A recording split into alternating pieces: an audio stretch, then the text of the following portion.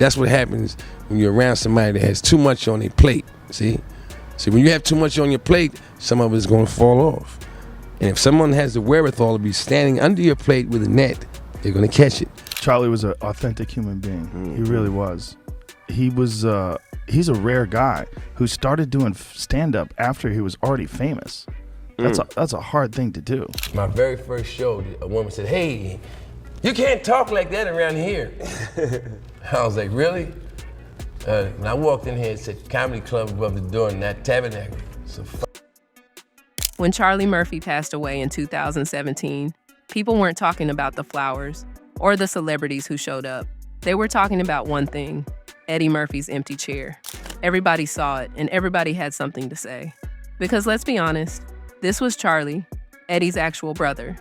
So when he didn't walk through those doors, fans got mad. I haven't been the Eddie Murphy that people thought I was for years. Like the guy in the leather seat, get the ring on the outside of the glove.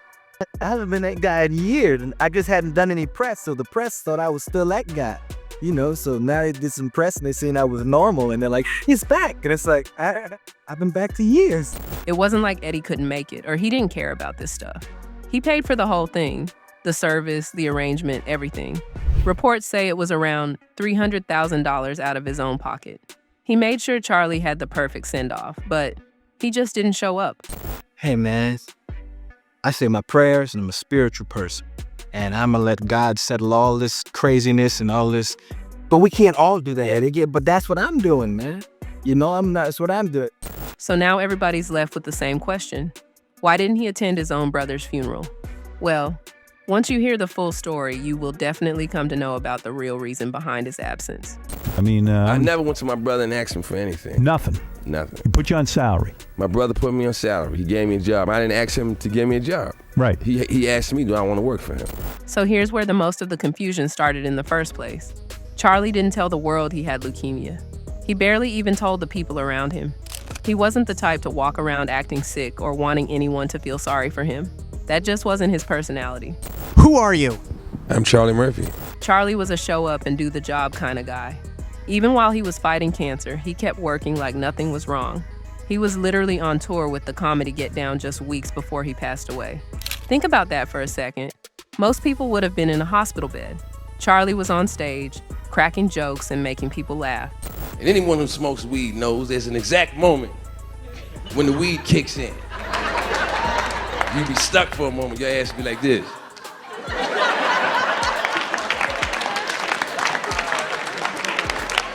And this is where fans got thrown off. When someone has been working, touring, smiling, doing interviews, you don't expect the next headline to say they're gone. There was no public countdown, no Instagram post from a hospital bed, no pray for me moment.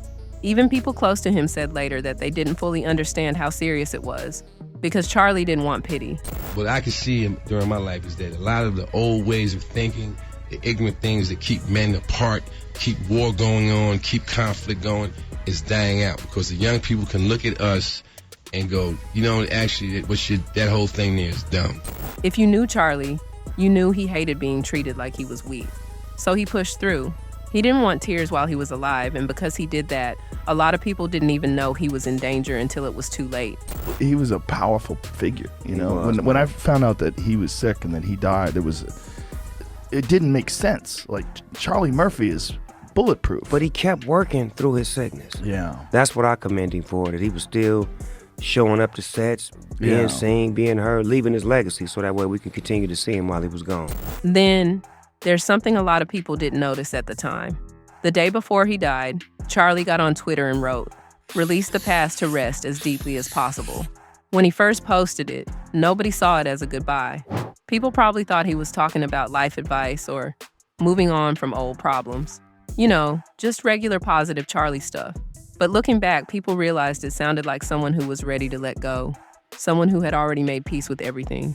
Being Eddie Murphy's older brother, did you always want to be in show business? No. You didn't always want to be in show business? No, but you know, we used to play a game when we was little. It was called This Is My Show. Mm-hmm.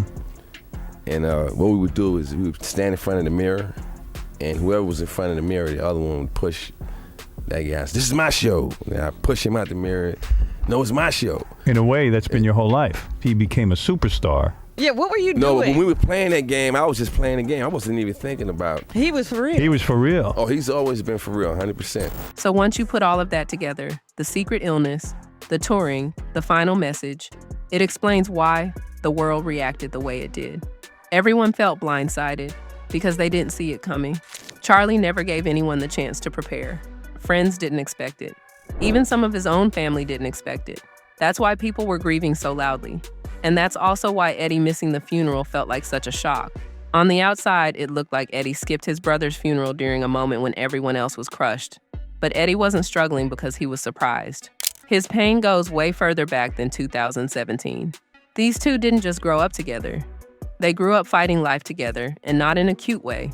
It was deeper than that, darker than that, and it shaped both of them forever. There's nothing bitter about it. Be honest for a minute. I'm being totally honest. There must have been I'm times. explaining to you why I wasn't. All right. I know my family's history Go ahead. from the boat when they first brought us over here. Right. So to see someone rise above that, okay? Right. Because before my generation or whatever, I can't look back and go, oh, yeah, you know, my uncle went to Harvard and then he was this. Right. No, we was, you know, regular American black people, you know, struggling to get ahead. And then one of us broke through. A lot of viewers don't know this part of their story, so it's worth explaining. When Eddie and Charlie were kids, their mother got sick with tuberculosis. She had to be hospitalized, and there was no one who could take care of the boys. So the system stepped in, and both of them got placed in foster care for about a year. They ended up with a woman named Mrs. Jenkins, who was known for being strict, mean, and in some stories, even abusive. Where did you and your brother go when your mother was hospitalized? We went to Miss Jenkins' house. Miss Jenkins. Miss Jenkins, my brother said, if I was walking down the street and I see Miss Jenkins right now, I'd punch her in the face. Imagine being little boys, scared, confused, away from your mom, and the only safe person you have in that house is each other. That's what Eddie and Charlie lived through. In that environment, they didn't just become brothers. They became a team. That bond wasn't built from happy memories. It was built from trauma. And here's another thing viewers might not realize. Charlie wasn't the funny big brother. He was the protector. Even as a kid, he was the tough one. He got into martial arts, got a black belt, and had that scary energy. Meanwhile, Eddie was the softer one. Well, Charlie was older than me, and I had one of my homeboys, you know, was in the class, and they would come back with the exploits of Charlie Murphy every day, saying what he did in class. And so therefore, I was a fan of Charlie Murphy, like 75, 76. And I knew Eddie Murphy because Eddie was always funny, and he had great impersonation, but he was always a ladies' man, too. So Charlie took it on himself to defend him. If someone said something slick, Charlie handled it. If somebody threatened Eddie, Charlie was already standing up before Eddie could react. That attitude carried into their adult life, too. Even when Eddie became famous, Charlie still had that big brother first mindset. I was the oldest brother, so we lived in Brooklyn. I don't know if you're familiar with the terrain. You got to be able to use these. And I was the oldest, so that responsibility came to me, you know? So when people say Eddie didn't care enough to show up, that doesn't line up with history at all. These two weren't distant relatives. They weren't Hollywood brothers who only saw each other at family gatherings. Their bond was trauma bonded. All of that is important because it shows that Eddie missing the funeral had nothing to do with love. Their connection runs way too deep for that. And here's the thing, Charlie didn't live and die in Eddie's shadow. He built a career on his own name, his own stories, and his own personality. Eddie became Eddie Murphy, the movie star. Charlie became Charlie Murphy, the storyteller. Someone just yells out Charlie Murphy every time he sees you? He goes, no. He goes, because for the first time in my life, it wasn't like, hey, are you Eddie Murphy's brother? Right. Oh, right. Wow. Yeah. And he would laugh about it on stage, like slap his knee, and like, that was real for him. Sure. We got to experience a guy who like went through a whole life as a grown man and was approaching middle age before fame kicked in. It's wild, man. And he only had like a 10, 15-year ride before he died. Let's get into something that a lot of people forget when they talk about Charlie Murphy. Charlie wasn't just Eddie Murphy's brother. That's how the world first saw him. But that is not who he became. Charlie built his own name, his own legacy, and honestly, his own fan base that didn't care whether he was related to a celebrity or not. If you watch Chappelle's show, You already know exactly what I'm talking about. Those true Hollywood story skits didn't just make people laugh. They became part of pop culture forever. Those weren't jokes that someone wrote for Charlie. Those were his real stories, told with that straight-faced style like he was just talking to you in the living room. That's why people loved him. He wasn't acting. He sounded like that friend who always tells unbelievable stories, but they're somehow true every single time. Assemble your crew. I'll be outside. The impact of these skits was bigger than people think. They didn't just make viewers laugh, they made fans fall in love with Charlie as a person. He had this raw honesty that made you feel like you knew him. A lot of comedians try to be funny. Charlie didn't try. He just told the truth, and his truth was hilarious. And even after Chappelle's show, he didn't stop. He toured, he acted, he wrote, he kept creating. He wasn't sitting in Eddie's shadow, he was shining on his own stage. I learned how to smoke blunts from Charlie Murphy. That's when I first started smoking blunts. Charlie Murphy was a bad He was a bad. When I started smoking blunts with him, I was like, okay, now I get it.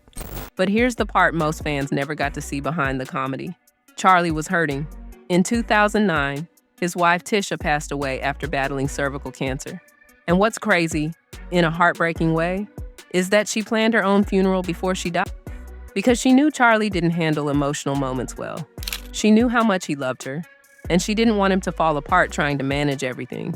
That tells you everything about Charlie's emotional life. He wasn't someone who cried publicly or broke down in front of people. He didn't let the world see him weak. He powered through pain, pretending he was okay even when he definitely wasn't. After losing the love of his life, he still kept working. See, you always got to respect a woman with a pair of jeans on that fit right. So when you look at his cancer battle through that lens, it makes sense. That's how he handled every painful chapter in his life. And that's why Eddie missing the funeral confused the world. Nothing in Charlie's life pointed to distance or family issues. Everything pointed to loyalty, love, and brotherhood. That's what made fans go, hold on, why wouldn't Eddie be there?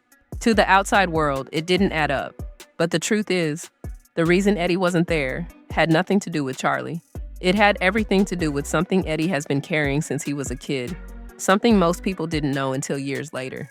Because what most fans didn't realize at the time is that Eddie has a very real trauma when it comes to funerals. He actually talked about it in interviews before, but it never went viral, and people never connected the dots. When Eddie was about 8 years old, he saw his father lying in a coffin. That moment burned into his brain and stayed there. I don't remember a time when people were happy in this country, you know? For most people, funerals are sad. For Eddie, they were terrifying. And once that moment happened, Eddie changed. Funerals became something he couldn't handle. Even thinking about being in a funeral home triggered him. And as he got older, he made himself a rule. He will never attend any funeral. It didn't matter who the person was. It didn't matter how much he loved them. Eddie doesn't attend funerals, period. That's why it wasn't a decision he made in 2017. He didn't wake up that day and say, I don't want to go to Charlie's funeral. This is something he has lived with since childhood, something that never healed, something that shows up every time someone dies in his life. And before anybody says, that sounds like an excuse, this is where the evidence comes in. Because if Eddie really didn't care, then this next part wouldn't be true. But it is. And it's one of the biggest clues to who Eddie really is under the fame. I think there's a higher power than all of those things, and I've been let down personally. You feel let down, and you feel like you're a victim. I've had all that stuff in my life, you know, and I'm down with that higher power. That's who I get my vote. Mm-hmm. Now here's something a lot of people never knew about Eddie Murphy. When someone passes, he doesn't show up to the funeral. We already understand why now. But that doesn't mean he disappears or acts like nothing happened. Eddie shows love in a different way. And honestly, once you hear it, it shows exactly what kind of person he really is. How he paid for Red and Rick and Buckwheat's tombstone and all of these people's burials because they didn't have anything even up until their death, even though they were amazing and great artists. It also shows you Eddie's heart because he didn't have to do any of those things. Whenever someone in his life or in the comedy world has passed away without money or support, Eddie has stepped in quietly and paid for the funeral. No cameras, no interviews, no bragging. He just handles it and disappears again. And this has happened more than once. People who know comedy history will recognize the names Redd Foxx, Rick James, Buckwheat, and Kingfish, also known as Tim Moore. These were entertainers who didn't have the money for a proper service when they died. Most people didn't even know they were struggling because that's how show business works. When the spotlight turns off, the bills don't stop. But Eddie found out and covered everything on behalf of their family. I had to bury Red, I had to bury Rick. I bought Buckwheat a tombstone. Buckwheat didn't have no tombstone. I'm always burying these people. I mean, it tripped me out, these people in show business and all that. Then when they pass away, it's not even no money to bury these people. Oh, where are their families? Where are these people? It's a lot of people like that. That tells you that when Eddie skips funerals, it isn't because he doesn't care. It's because he cares too much and doesn't know how to handle the emotional weight of being in that room. So when people dragged him for not being there for Charlie's funeral, they didn't have the full context. Because Eddie's life has always been the same. He stays far away from the funeral, but he still makes sure the person gets a proper goodbye. That doesn't erase his trauma, but it does show where his heart is. And that's not something the fans wanted to think about when they started arguing. It was easier for people to say, Eddie didn't show up because he didn't care. But when you look at what he's done for people who weren't even family, it becomes pretty clear that caring has never been the issue. And the people who were closest to Charlie, the people who knew him on the road and on stage, they understood that more than anyone, especially comedian Bill Burr. I think one of the most profound things I ever heard. Yeah. With no meat on the bone, the late great Charlie Murphy. He said, "Bitches run the world." He said the world is run by bitches. Meaning, most of those guys that are making us all, miserable and all of that, couldn't fight their way out of a paper bag. They never had to. But they have all this money and power, so they got all these people to fight their fights for them. And then Charlie Murphy, is looking at himself where like he could have any of them up, but he doesn't have their juice. So then a guy like him, he was a warrior, man. Bill Burr talked about Charlie in a way only someone who really knew him could. Burr said the best part of Eddie's documentary wasn't even about Eddie. It was the moment Eddie talked about Charlie. Burr said he actually wished they talked about Charlie longer because he loved hearing about him. Of course, one of my favorite parts was when he talks about Charlie, even though I thought I wanted them to talk longer about it. But just seeing Charlie and watching him telling those stories, that guy was so goddamn funny. And so much of what made Charlie Murphy funny was him just being Charlie Murphy. Like he wasn't, so many times I remember he would tell me something and he was telling it to me sincerely, and I would just be on the ground laughing, and then he would laugh. He would sort of think about what like the way I was laughing, it would kind of make him think about what he just said. The two of them became friends during Chappelle's show. That's when Burr first got to know Charlie. Later, they toured together. After spending that much time together, Burr didn't see Charlie as the tough guy or the funny guy from the skits. He saw him as a real person. He described Charlie as someone who didn't have to try to be funny. He was funny because he was honest. He told stories the same way he did on Chappelle's show, just straight from his real life. The Charlie Murphy True Hollywood Stories, like I have 6 other ones that I can still remember that he told me. That those are obviously his stories, so I'm not going to tell them, but like we would be like, in the car riding to the gig, and he would just start telling these stories, and it was so surreal. Burr revealed that on long car rides between gigs, Charlie told him 6 more wild stories that were just like the Prince and Rick James ones. He still remembers every detail, but he refuses to repeat them because he says, those are Charlie's stories. And that tells you how much respect Burr had for him. Out of all this shit in my career, all the people I've met, Charlie Murphy is at the top of the list as far as just like one of the coolest, most interesting, just like characters I've ever met in my life. I still miss that guy. Nobody in Charlie's circle thought Eddie didn't love him. Nobody close to Charlie took Eddie's absence as disrespect. They knew the history. They knew about Eddie's trauma. They knew this wasn't some last-minute decision. They also saw the $300,000 Eddie paid for the funeral. They knew that Eddie couldn't sit in that room without breaking down. But he made sure the funeral was perfect because that's how he said goodbye. Now that you know the full story, what do you guys think? Do you think Eddie was wrong for not going? Or do you understand why he couldn't walk into that room? Leave your thoughts in the comments. See y'all in the next video.